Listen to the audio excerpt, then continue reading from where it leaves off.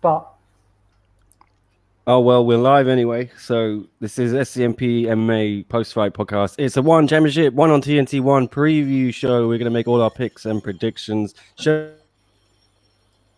the odds. I'm here with Kay, Chris, and Leon. How's it going, everyone? I'm going to throw it to Leon first, though, because actually, no, I'm going to throw it to Chris first, because Chris is on staycation and he's taking time out of his day, his little staycation. Very nice of him to come and join us on the show. Chris, thank you so much. Oh, no doubt, man. I mean, look, I'm super excited. This is, as a huge One Championship fan, this is probably the biggest thing that's happened to One Championship, these TNT cards, since they probably signed DJ and Eddie, in my personal opinion. I'm so excited. I'm excited for the promotion. I'm excited for everyone involved. And I'm just excited for the fans around the world to really get to know what's going on in One Championship. And I bet your girlfriend isn't excited that you are doing this show with us. But thank you, Sophie. She's got her. An MMA fan? Yeah, she's an MMA fan. Yeah, she's huge into it. Yeah, but she likes heavyweights, middleweights, light heavyweights. She likes the big guys. Oh, I bet she does. All right, well. Okay, well, we wanted to start just by recapping. First of all, there's been a bunch of changes to the card or cards. So, Leon, what can you tell us? I know you can't tell everything, but what has happened? Just give us a quick rundown if you wouldn't mind, sir. Well, I think the main change overnight is that Rug is now going to face Patrick Schmidt in a heavyweight bout last minute. Both their opponents fell out through COVID protocols. So obviously Rug was going to fight Mady Baggy, that's it. So yeah, that's still going to be the first fight of the card, and they've added a kickboxing bout between two of the one of the new signings. The Cambodian King. Are you allowed to tell us some of the other things you've heard? I'm not sure yet. No. Okay. Other than the changes on this first card, everything else is, I guess, with these changes, I had to announce them because obviously it's going out live in less than 24 hours. Yeah, well, there are some things afoot. I will warn you. But John, how are you doing, sir? We haven't spoken to you yet. We just spoke yesterday, right? We just did a podcast yesterday. Yeah. I don't think much has changed. I'm a good friend. I check how people are doing every day. Oh, well, you definitely are a good friend for checking in on us. No, man, everything's the same, man. Just doing the same thing. It's like a Groundhog's Day. There's no hat today. No, I gotta go somewhere after this. Oh, yeah. I gotta have my hair like designed. Or what do you call it? Hairstyled. Yeah, I gotta style it up a little bit. Let's get into it then. They recognize you with that hat on. Yeah. Well, I'm going to bring up Nick. Who's the new guy? Who's the new guy? Oh, John. Yeah. The hoe. Oh, yeah. This is the hoe. Yeah. Yeah. If no one watched the show yesterday, they won't understand that whole thing. But yeah. John invented a character for himself called the hoe. And the fro is like at the bottom. Yeah, the hoe and the fro. Well, yeah, the hoe's here. Leon's here. The hoe is here. The Cambodian King is here, and the fro is here. Yeah, let's get it on. Let's get it on. You call me the slow because I'm really slow at everything apart from making love.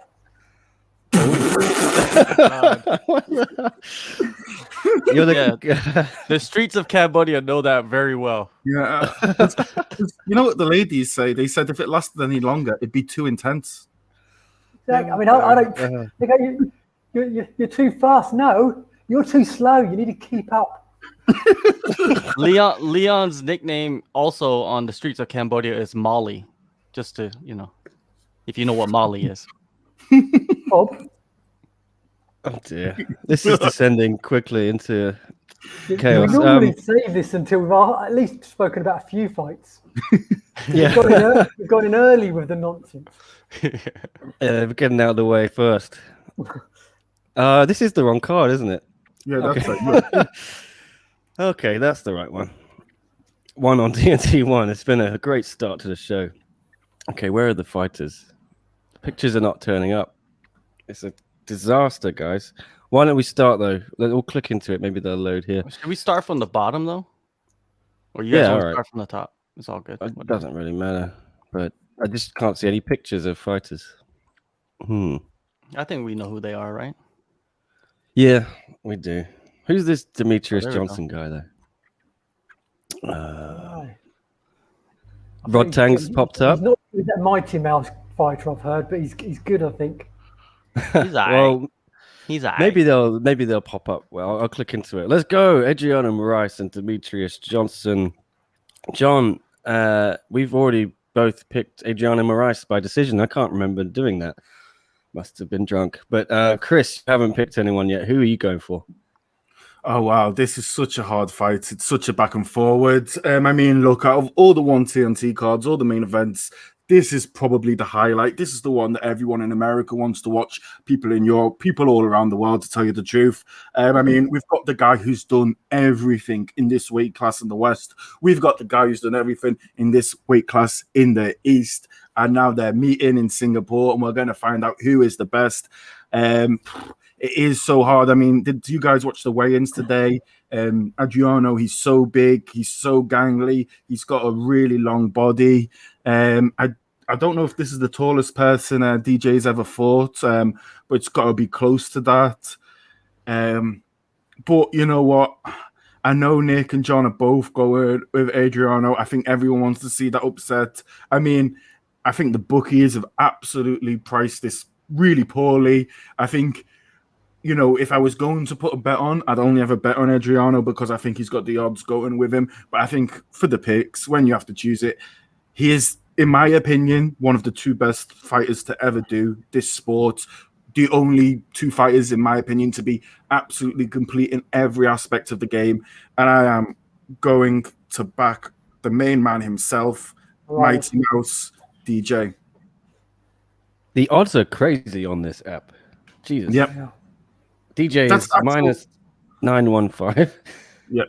Adriano plus 520. I think it's closer than that, right? That's the actual odds out there in all the bookmakers. I've looked in the UK, I've looked in America.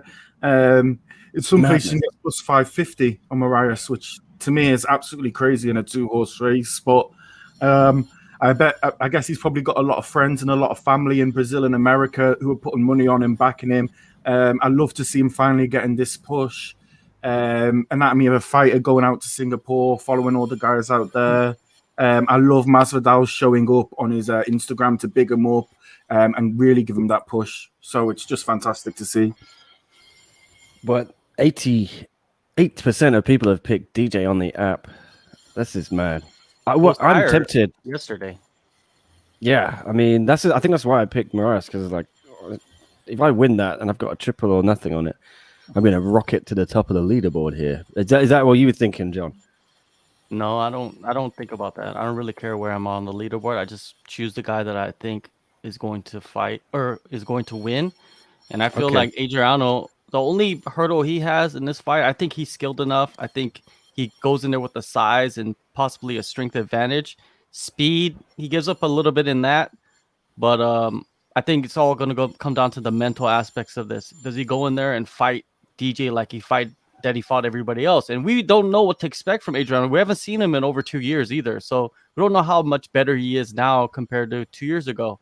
And he's been in like many training camps, helping so many guys at ATT and good guys, like top 10 UFC guys, top 10 Bellator guys go, and they're all winning. ATT is probably the hottest gym right now in the world.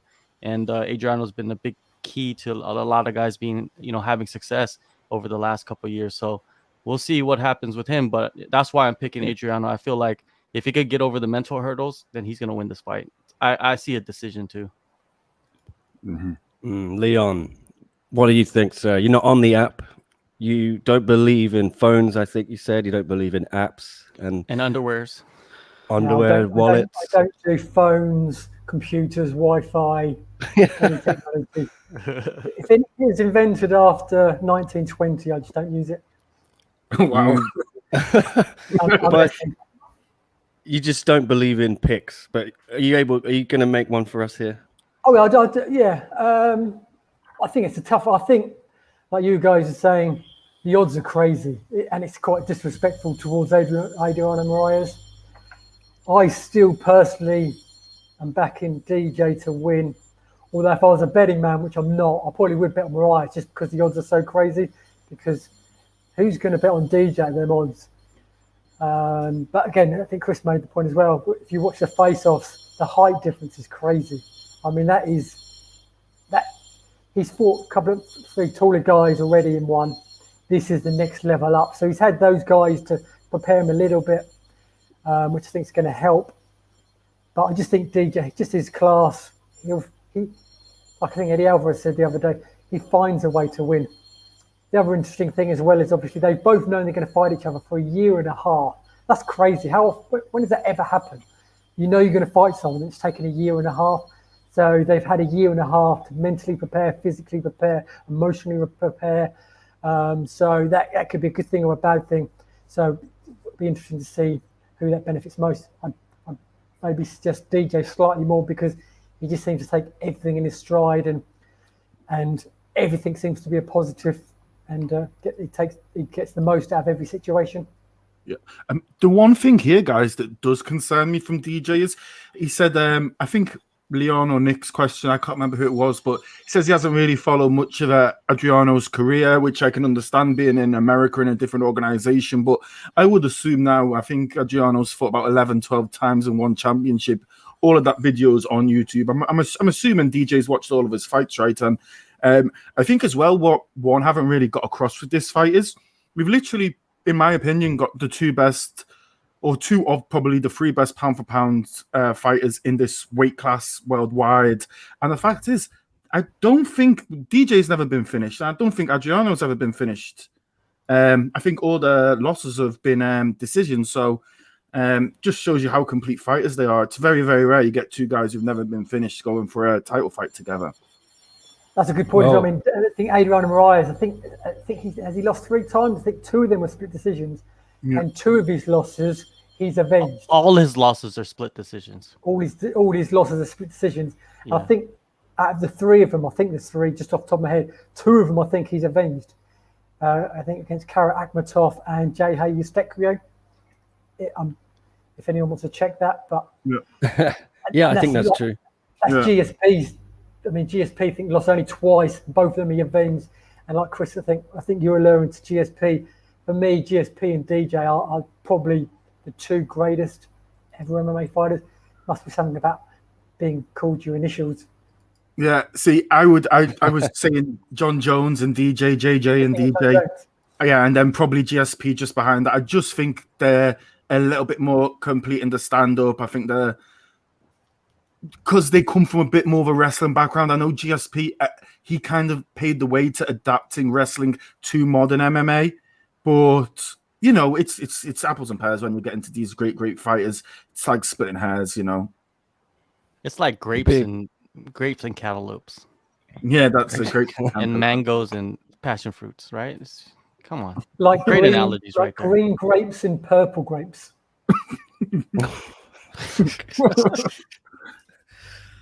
Okay, well, Drake has picked Demetrius Johnson as well, so we're split down the middle here. Jasmine hasn't made a pick. Drake doesn't count. Drake is so selective on like the fights that he picks. It's like we can't even mention his name. Drake, you're watching right now. Don't even like make picks because you're just I see you on the app. You know what I mean? You're scared of some fights. Pick something, man. Pick. That's fighting talk there. Yes. All right, Drake, how are you going to respond to that? I'm speaking to. Yeah, he might not be. I don't know what time it is in America. Drake's a vampire, so it doesn't matter. Well, some of these pictures are turning up. I've just been told by James, who runs Fanatics, that they're uploading some data. That's why the pictures aren't there, because they've had to make these 2 new matches here. So we'll get to those in a minute, but let's just carry on. I've just posted, by the way, the new lineup on Twitter. Oh, okay. If you needed the new lineup with all the faces and everything. Let's got it all here, just without good pictures. Yeah, we got Umar Kane and Schmidt, Enrico Kale and Chingiz Alazov. Are those the two new fights? Oh, yeah. Do you guys know, is this COVID related, both of the changes, or? Yeah, said for so. health and safety protocols, which basically just means COVID. I'm assuming, unless one of them stubbed their toe. Yeah, because I will be saying to everyone out there, I only found out about the changes through two of the best news sources out there for MMA news. I learned it straight from the mouth of Leon Jennings in Asian Persuasion MMA, and also the fantastic journalist and friend of the podcast, Tom Taylor. Yeah, I saw it from Tom. I mean, Leon told us a few of these things off air yesterday, but he didn't know Rug, but it's sad to see. But good to see Rug still on the card. Anyway, let's do Eddie Alvarez, Yuri Lapicus. Eddie, the favorite, -185. Lapicus, +150. Drake, JHK, and myself, we're all with the Underground King. Chris is on the fence here still, or is he just sitting there to wait to make his pick? Who are you going for? Is there any way for Lapicus to get the upset here, Chris? You know what? It's very, very similar. You saw them come out today. It's similar to the previous fight. The size, the width of Yuri, absolute beast of a fighter, just so strong, super well-rounded. And I don't know, because I have not seen Eddie Alvarez in a fairly long time. He is 37. He is getting up in age for this weight class. I mean, you do look at people who are similar ages to him in similar weight classes, like a Tony Ferguson, like a Tyron Woodley, where you are seeing some of that aging start to happen. I mean, I think Eddie's going to turn 38 this year. It does make you think how much longer he's going to go. The thing is, it's a dream matchup. Everyone wants to see it because I think if Eddie wins, he gets Christian Lee. I think if he loses, we probably get Shinya Aoki, the trilogy fight, which I think will be absolutely huge and arguably a really great matchup for the American audience, also the Japanese audience. And it is just one of those fights that makes me go back and forward. And I just don't know which Eddie we're going to see. And I think just based on that, I'm going to go for an upset because I always remember, was it Inside the Matrix? Everyone had all the favorites to win and two of the favorites lost and the belts were changing hands. And I just can't see it being one of those smooth nights for one championship. I think Yuri's just going to... and there's the picture coming up. Yeah, I'm talking to James in real time on WhatsApp, and him and Michael are fixing it all up for us as we speak. So thank you to them. Yeah. But anyway, yeah, you made your pick. You went for Yuri. Oh my goodness. Yeah, so 20 months it's been since Eddie fought, and I don't know how much that's affected him. I know the lockdowns in America have been fairly intense. And you just think Yuri at 25, I mean, he's only getting better, isn't he? And it just depends what's going on with Eddie. Is he still getting better? Have we already seen peak Eddie? Is he declining? Who knows? But this is definitely a tough ask for him, a tough out. But obviously, with his age, he wants to be fighting the top guys. He should only be fighting top 5 guys. All right, Leon, you've gone. No, you haven't gone. Sorry, John's gone with Eddie Alvarez. John, let's explain your pick. Go on, tell us why. At the start, I picked Lapicus because my judgment was clouded, right? And then I got then my the mind hoe right. Came to his senses. Yes, and the hoe.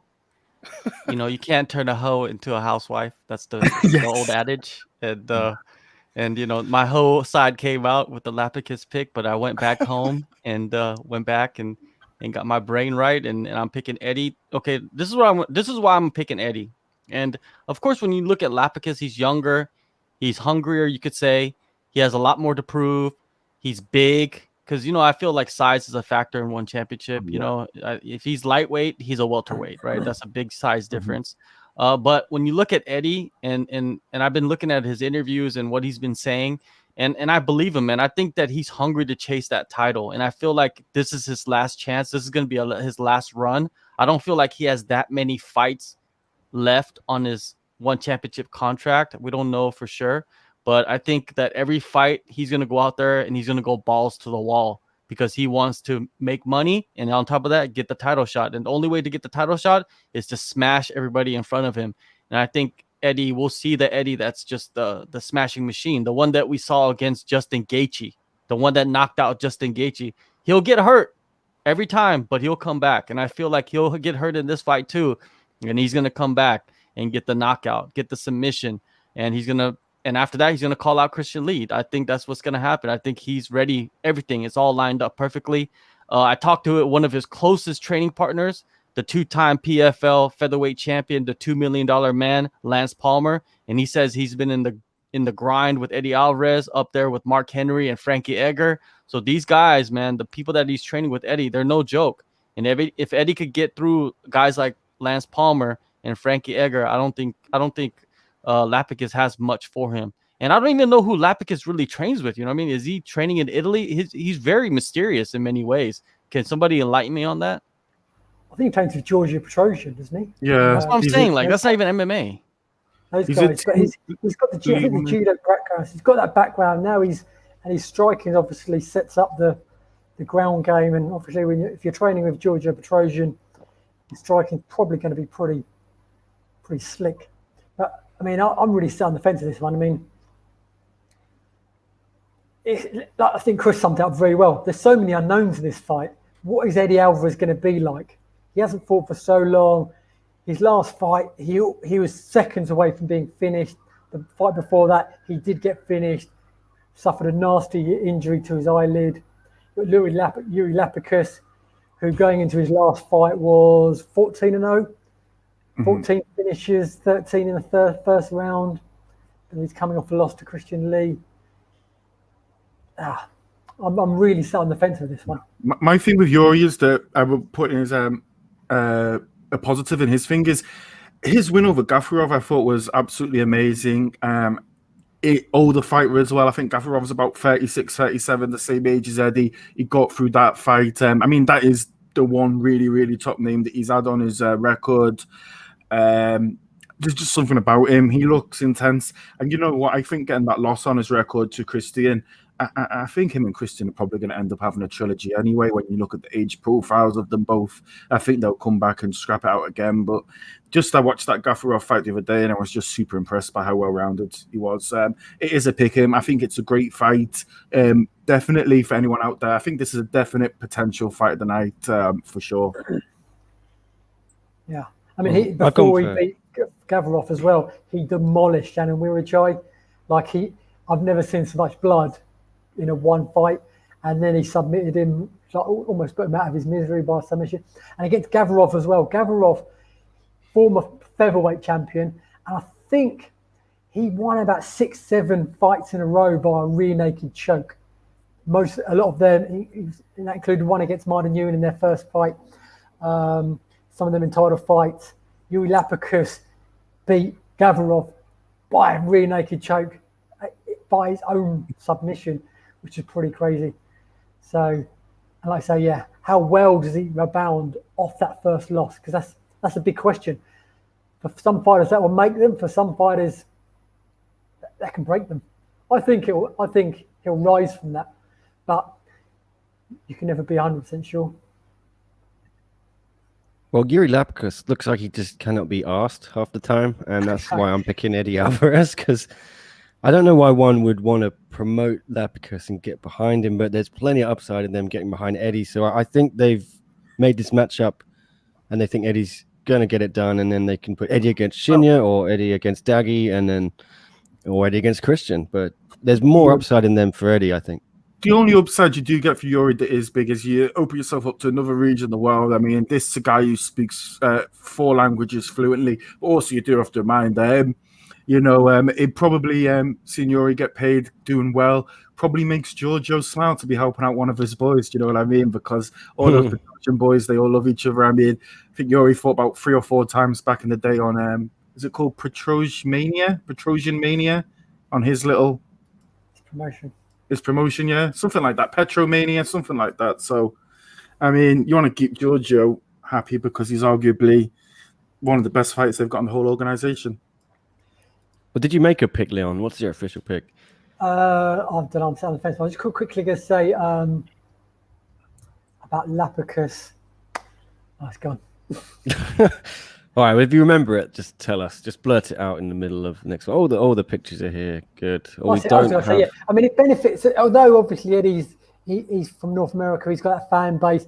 if Eddie loses this, one have just got more bragging rights to say, look, we're up there with the UFC.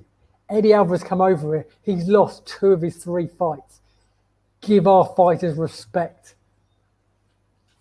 You know what? The fighters should be saying that.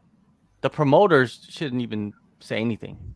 The fighters should be out there like Timothy Nasyukin. He should be out there like, I beat the UFC lightweight champion. I beat the Bellator champion. You know what I mean? But you don't hear nothing like that. I don't know why they don't. Like, if Adriano beats DJ, Adriano should be like the UFC division, the Bellator, like, you know, Bellator doesn't even have a flyweight division, but basically bantamweight, right? So it's basically Adriano, if he beats Demetrius Johnson, he's the best guy at like 125, 135, around that, that weight class. I believe he could have bragging rights for that, even over like, a lot of guys. It's just, they don't ever do that, which is weird. You see Pitbull doing it all the time, but you don't see one championship fighters doing it. Is there like a rule or something? Well, it's always been kind of frowned upon, this trash talking, but it's starting to sneak in a little bit. It's not like we're never going to see Conor McGregor levels, but we're starting to see fighters like Adrian Moraes now saying, I want to hurt DJ. You've got guys like Yuri Lapicus saying, I'm going to retire Eddie Alvarez. You've got Angela Lee saying, I don't care what you say, I'm the champion. And you've got a bit of back and forth between her and Denise Zamboanga. So it's sneaking in there, but it's not as in, I think you can trash talk a little bit. You can, because it's just confidence, just saying, I'm going to beat you. I don't think there's anything wrong with that. I don't think one would appreciate too much if someone started banging about religion and mums and all this, but I think you can do it in a respectful way. Well, look who's here. We're trying to see more of that. Let me respond to Drake. Drake, I didn't have the app because it's banned in my country. If I did have it, I would be making picks for every show. But since I got it, from the time I got it, I've been making picks for every show. It doesn't even matter if I know who the fighters are or not. I'm just picking. You know why? Because at the end of the day, it doesn't really matter if you win or lose. It's just you're having fun with it, right? Talking of trash talking, right on cue, we got some trash talking on our hands. Big Rig bringing the heat. Yes. We need Big Rig's response now. Yeah. If he doesn't bring race or religion into this, I'm going to be disappointed. Gonna go after the hoe. Let's see. Oh my God. Taking everything I work for, hoe. Does anybody take? I would think the odds for this fight would be ridiculous, right? Rodtang versus Daniel Williams. Like, who is Daniel Williams? He's Mini T. He's out of Western Australia. He used to train, I want to say, at Khao Sok Muay Thai Gym in Thailand. He is fairly solid. He has won, I want to say, the flyweight WBC title. I want to say as well that he won the caged Muay Thai title, and I believe these fights happen in a cage, so that could be of some use to him. Having fought Muay Thai in a cage before, can obviously just have the experience is pretty good. He does have a few. That record there is his MMA record, I think, from Eternal MMA, which is based, I think, maybe in Western Australia or just all over Australia. But yeah, absolute respect to Mini T. But let's be honest, it's Rodtang, isn't it? As they call him on the hard streets of East London, Sir Rodney Tang. So that's the man I'm going to back, man. I mean, yeah. I don't think they do, but I'm also backing Rodney Tang, and so is Big Rig and JHK. John, why don't you fill us in on why you didn't, the strange reason you didn't pick Daniel Williams? Because I don't know who Daniel Williams is. I have no idea. And Rodtang is Rodtang. Sir Rodney Tang. I like that. That's a great name right there. And what can you say about Sir Rodney Tang? You know what I mean? He's just an animal. Like even MMA guys are like fans of Rodtang. MMA guys are like, I think he's more popular than Petrosian, to be honest with you. Yeah. Like Rodtang's style is just a style that everybody can respect. He's skilled, but he'll go in there and bang with you. And like, remember they've been showing the highlight of him when he's just taking punches and just eating like punches to the jaw and just like loving it, like he's eating pancakes at McDonald's, the McMorning or something. He's just eating them all day.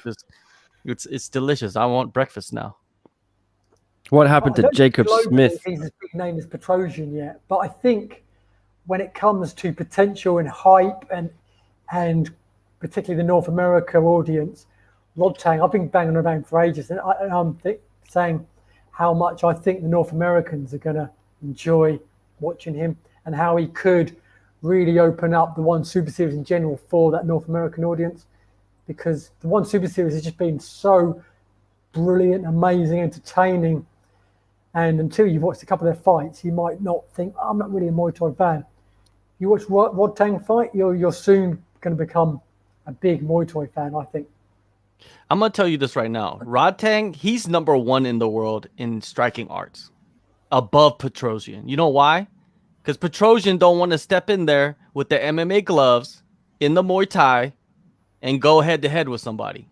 Rodtang is willing to do that. And I rate that higher than somebody that just is a kickboxer with the big gloves. You go in there with the small gloves and smash people, I rate you higher than a Petrosian. Petrosian, I don't even think he's like top 3. I think Rodtang just has a little bit more power as well than Petrosian. But I do think, I mean, if you do watch Petrosian, I mean, from a technical skills point, you can't. There's not much between them, is there? Yeah, and my boy, what's his name from Pet Yindi? He beat him. Yeah. He beat him, man, fair and square. You know, Pechmerica. Yeah, Pechmerica, man, he beat him fair and square. I thought he beat him. So, you know, we don't want to dig up, you know, skeletons and stuff, but I'm just saying. That's why I love Rodtang. I love watching. I'm not really a big like super series guy. You know what I mean? Like there's certain fighters I like to watch. I like to watch the girls for some reason. They just go hard, man. Like, what's her name? Buntan. What was her name? Jackie. Yeah. Jackie Buntan. She's a beast. You know what I mean? Like her, even Wonder Girl Fairtex, her sister. You know, even Stamp. You know what I mean? Like there's a lot of talent there. It's just Rodtang is just the cream of the crop in that Muay Thai Super Series, man. He's not human. Do you think that One Championship should have told Daniel Williams, Mini T? Do you think they should have told him he hasn't tweeted for 6 years? Do you think they should have told him to get a little bit more active on social media and you know, try and plug himself and get as much sponsorship from fighting Rodtang on a big card in North America? I don't think it's up to them, is it really? I think if that's not your personality in this day and age, I don't blame anyone for avoiding social media. For us, it's a necessity. Because apparently he did sign with one, but he did sign with them to compete in MMA, and they said, we've got enough MMA fighters, can you do some Muay Thai?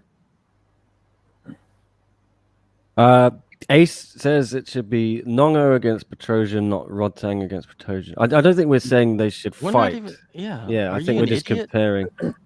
Listen, come on. Leave Ace alone. They're both unbelievable in completely different ways. A bit like Chris Connick. Yeah, we're just talking about pound for pound. We're not talking about they're going to fight each other. Yeah. You know, I mean, they're 2 weight classes apart. Nongo and Petrosian are only one weight class apart. Yeah, Nongo's talked about fighting Giorgio Petrosian. So that's a fight that's very likely will happen. Rodtang, he'd fight Petrosian, but it won't happen. Or it won't happen anytime soon anyway. I see why Leon's sticking up for Ace here, because he complimented Leon. Exactly. Oh, he did? Erga V also asked, what happened to Jacob Smith? So Smith was Rodtang's original opponent, right? But wasn't able to get out of the UK. Is that correct, Chris? Yep. He couldn't get out of the UK. It was all due to COVID protocols, COVID-19 pandemic, especially a lot of British fighters. Similar thing we've seen with some of the South African fighters, because we do have a variant that has mutated over there in my home country. So a lot of countries just don't want to let them in regardless of vaccinations, because they don't really know what this mutation can do. That's not even your home country anymore. Just come on. Your home country is Hong Kong. Oh, let's represent it right. Why not? I haven't got the hat though, like Nick. Yeah. See, Nick's representing. Yeah, Hong Kong is not a country. I just cannot get that out there. Actually, yeah, it's a special administrative. It's a special administrative region of the People's Republic of China. Exactly. God. Yes. We go back to that point. Liam Harrison, he's off the card or off the one on TNT 2 card. He was supposed to fight Pong Suri.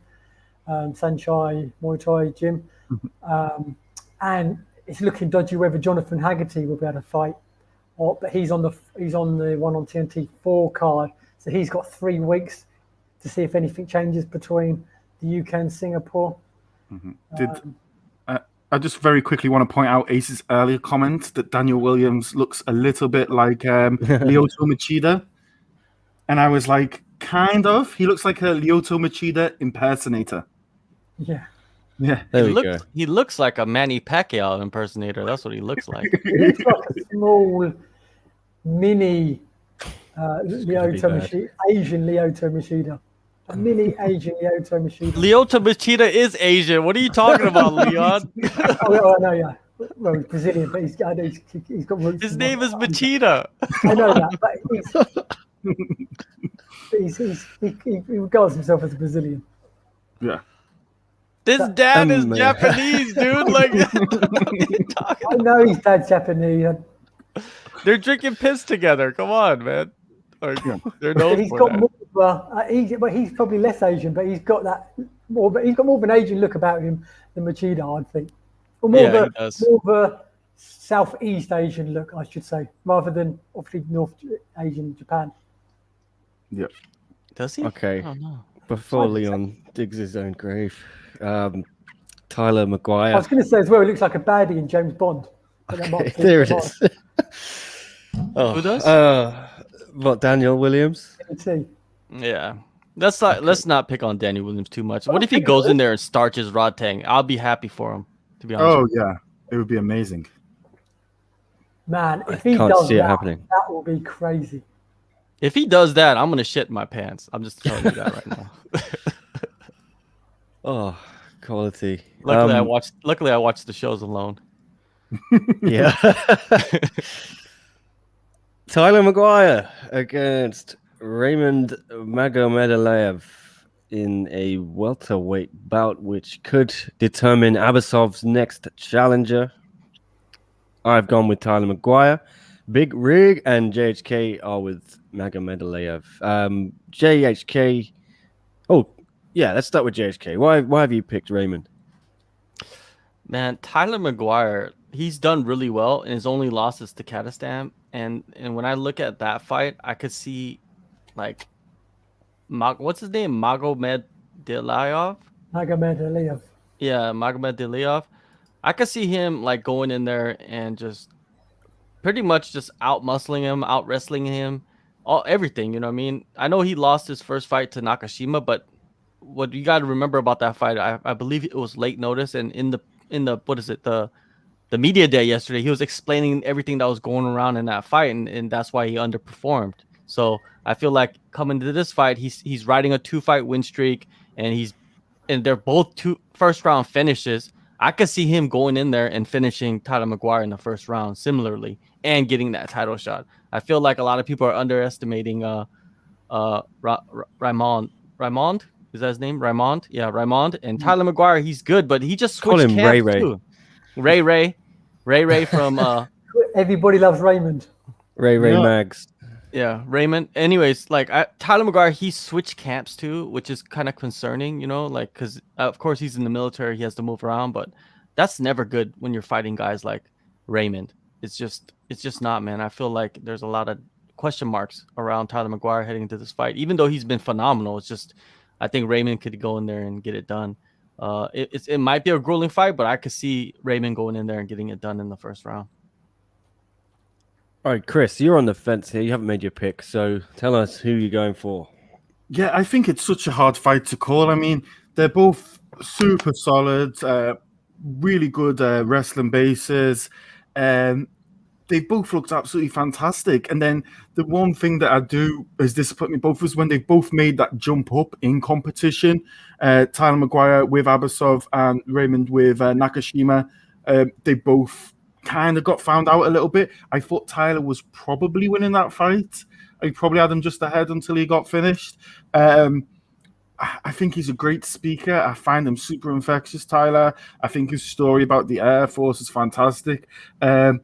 On the day that he was day one, was he, for the fighter interviews? I thought he was the best spoken there, the most entertaining.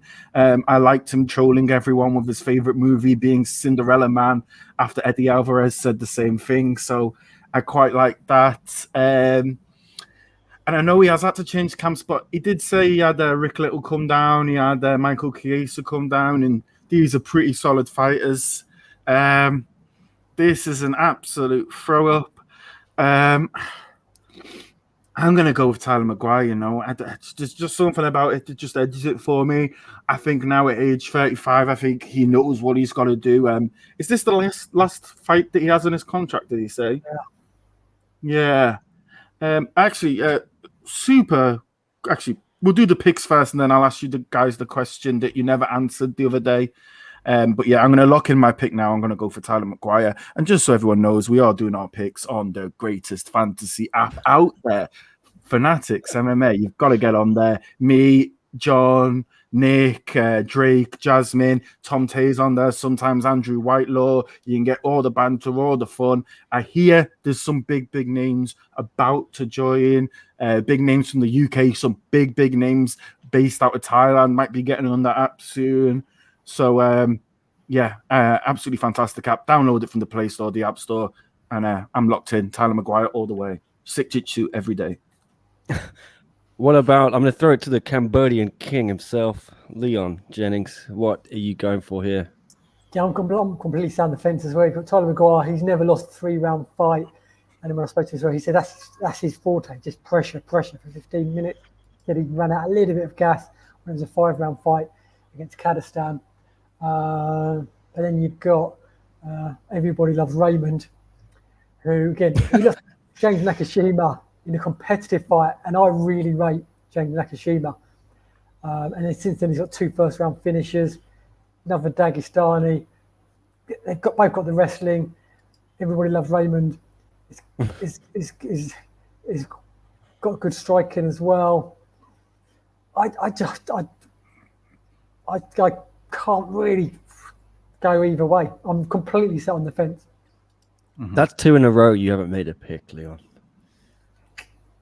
What the hell? Why are we on the show with Leon if he's not going to make a pick? Has anyone been to Leon's house in Malaysia? Because I heard he's got no chairs, he's got no sofas, he's just got fences because he likes to sit on them. You know why? You know why he has no chairs and he only has a fence? Because he can't decide on what to buy because he's sitting on the fence all the time. Come on, Leon, just pick somebody. No, but I think I look at fights. I think, they're going to win, or I think it's 50-50. And if it's 50-50, there's no point guessing. It's just a guess. So I don't see the point. That's why we're here. I'm guessing every single fight. What are you talking about? I don't guess. I make calculated decisions. And like before, I remember which fight was. I was on the fence, and the fight was 50-50, and I was right to say that because they were so close, and that's what I said. And if I'd said one or the other, I would have been wrong in my mind because one of them wasn't a clear winner. It was as close to a draw as it could have been. So I think, and I might be wrong, one of them might win easy, but I think there's going to be nothing in it between them. And if there is, I don't know what it is. 99% of fights are 50-50. So you're going to come on here every show and be like, oh yeah, that's 50-50. That's 50-50. Yeah, sometimes I have a feeling or I think, or I think so. You don't get a feeling like nothing's like tickling your taint and you're like, yeah, that's the guy. No, I don't know.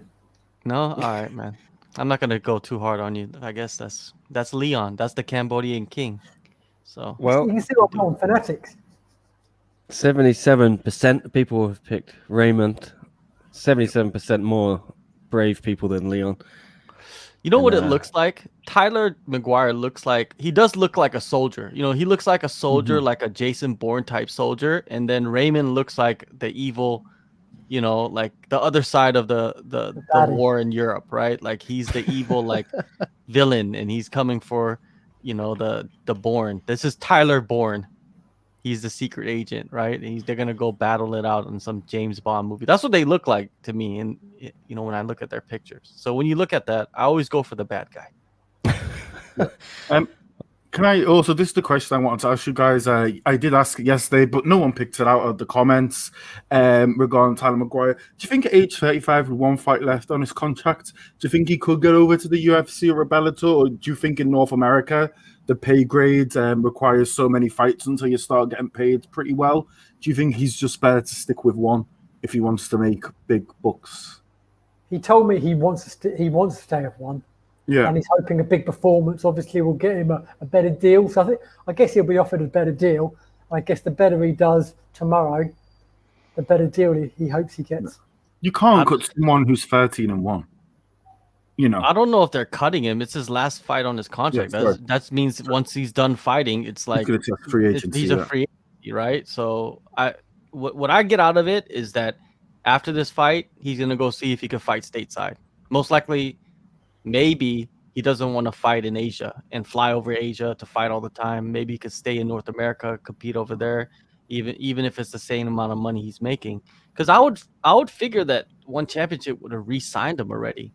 You know what I mean? Like with one fight left, it's kind of very odd. You don't really see many guys open about their last fight in one championship on their contract. How many guys do you remember saying like, "This is the last fight on my contract"? None. It rarely happens. Exactly. So it's kind of concerning. Okay. I guess the thing with Tyler as well is he could always potentially, I guess, get stationed abroad in Korea, in Okinawa, in Philippines. So maybe one championship would be the perfect fit then. Maybe. Yeah. Maybe. Leon may not make a pick, but he's got the most knowledge and makes calculated decisions. There's a Leon fan here in Ace. There's always Leon fans. Yeah. Ace is definitely living on the mean streets of Phnom Penh or somewhere like that, right? Yeah. All right, we got 2 fights here. Chinga Alvarez and Enrico Kale. Now, Mr. Big Rig has already made his pick, but the rest of us haven't, because this is a new fight. It's just been added to the app. Drake is very eager, I see. Straight in there. We like that. Very keen. Now, I got no fucking clue, so I'm going to throw it to Chris just to tell me what I should do here. I know Chinga, and I only really know him from back in his K1 days over in Japan. I want to say, didn't he fight Petrosian about 3 years ago in Bellator when they used to have the cage and the ring next to each other, Chinga? And that's it. And honestly, I'm so sad to say this. I do not know much about Enrico Kale. So, I pretty much don't know anything. He's had a few fights and won. He won his last one. But I think Chinga maybe has the better record, a little bit more. When I go through his records, he's fought a few more guys who are world champions, more names that I do recognize. Kale really hasn't fought anyone in the top end of one championship. Am I pronouncing the last name right? Is it Kale? Kale, I think. Kale. Yep, I'm gonna go with Chinga all the way, man. I mean, got a big up the badass from the Belarusia. Yeah, I'll join you on that. Leon, have you got anything you can weigh in with here? Similarly, I mean, I don't know too much about them, but I know they're big names in the world of Muay Thai and kickboxing. And Chinga was a big signing for one. He's one of the, again, these are both 2 guys that could be in a stacked 8-man featherweight kickboxing Grand Prix. I imagine it would be kickboxing. They signed last year, just after the pandemic kicked in. One just suddenly signed so many athletes to the One Super Series. And I think Chinga's one of them then, wasn't he, Chris? And I think Kale's been in one for a few years already. He's fought a couple of big fights. Who did Kale beat? He beat Liam Nolan, and Liam Nolan beat Brown Penis.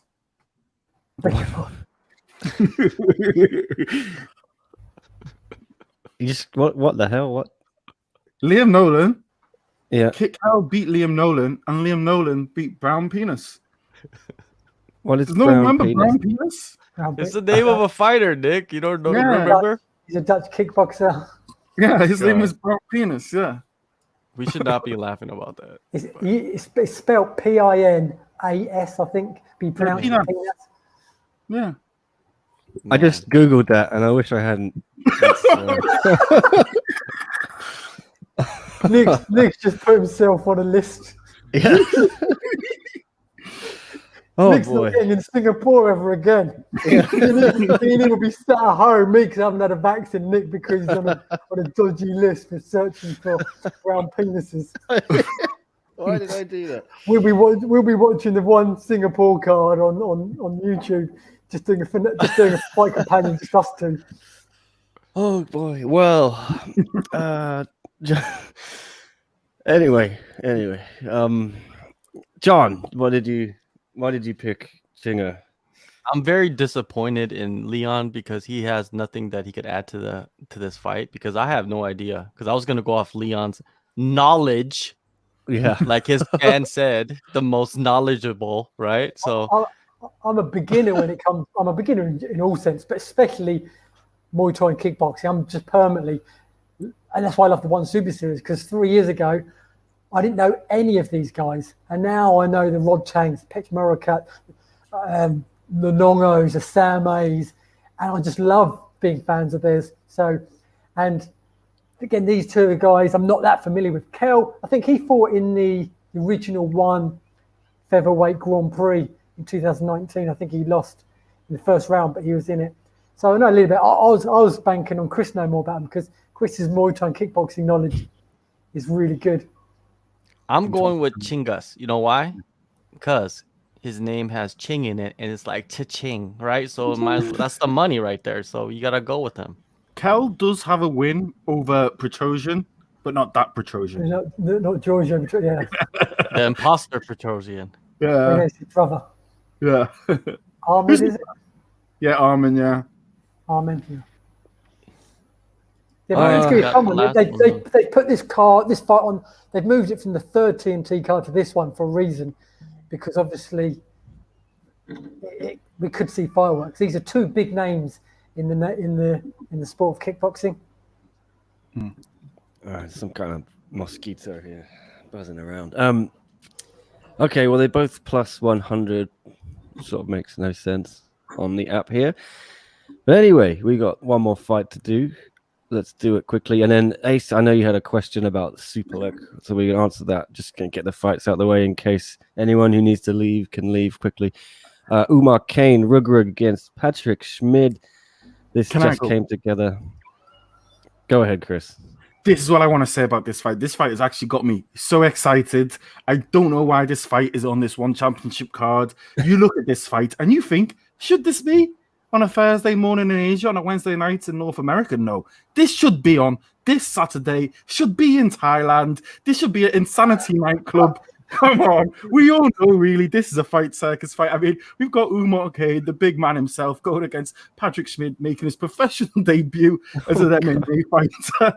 From the world of kickboxing, you know, and kickboxers, you know, are known for when they move over into MMA for starting off with perfect takedown defense, and probably the first thing any kickboxer wants to do when they make their MMA debut is to fight against a professional wrestler. So yeah, I think this one is obvious. I'm on the Rug train. I'm on the African MMA train. I'm on it all. I thought he was fantastic on the interview. I think they could have done with a better translator. But I thought he was fantastic in the interview. I think if he learns English, I think he's going to end up being super popular. He's got a huge following behind him. I don't think we all truly realize how big he is in his home country, but also how big he is in just the French-speaking parts of Africa as well. I've got some French friends of African roots who actually know who Rug is, and they're not huge MMA fans, and they know of him in Paris and Marseille and whatnot. Yeah, and I've just got to go with the big man. I mean, I actually watched the Easter show from Senegal because they have a big Easter show of wrestling over there, and I did watch it. I found it thoroughly entertaining. There was a fight where they actually didn't wrestle for about 30 minutes. They just looked at each other. It was fascinating to watch. But yeah, I'm going to go with the man himself. I'm going to go with Rug. I think he's fantastic. I think he's a fantastic ambassador for the sport. I think he speaks really well as well, and seems to have his head on his shoulders.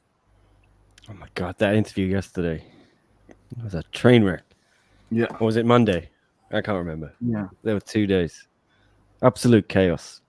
But anyway, JHK, you're on the Rug train as well, I see.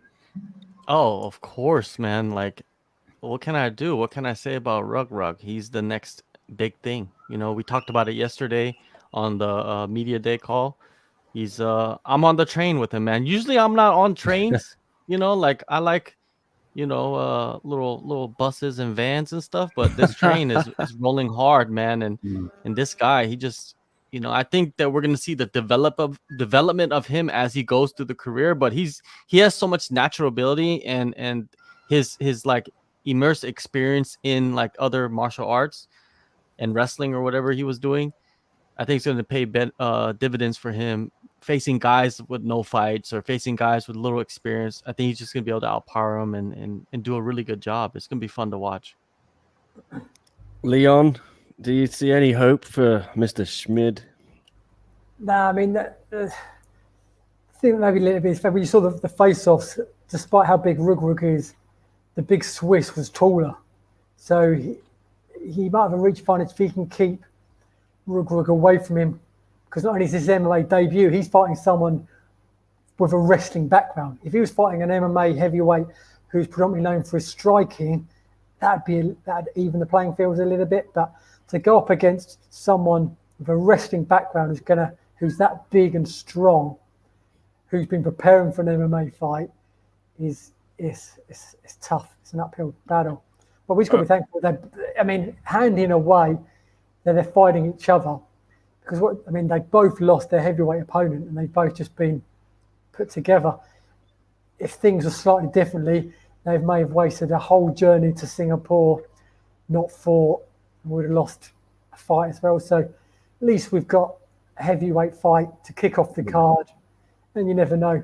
If Schmidt can keep him at a distance and use his striking, which he's obviously going to have a massive advantage with. And you never know. If he's taken an MMA fight, he may have been preparing for an MMA fight or around the corner, or have it like Rodtang, for example. He wants to win the kickboxing title and then he wants to move into MMA. So I guarantee he's doing some wrestling and jiu-jitsu in between his striking sessions in the gym. Definitely. That's the question you have to ask about Schmidt, aka Big Swiss. You do have to think how long he has been doing it. MMA, he is 35. Would seem a very strange age to try and cross over to MMA, but why not if there's money there? He is a solid kickboxer, solid Muay Thai practitioner. I want to say I saw him in a Muay Thai fight in the amazing show that was Battlefield FC in Macau a few years ago with Will Brooks versus Gleason Tebow, where everyone got paid. Wink, wink, nudge, nudge. But he's a beast at stand-up. He is a great Muay Thai practitioner. He's a fantastic athlete, but I just think Rug is going to be too much for him. And I actually hope they can really try and push Rug over in the States. Doesn't work. All right. I'm going to put Leon in the top right there. I'm going up here. Yeah, just bend around that. Okay, that's the whole card. I think John had to leave, and maybe I gotta Chris take off, as well. guys. So get out of here, John. Thank you so much for your All picks. right, I'll see you guys next time. Yeah, peace and love.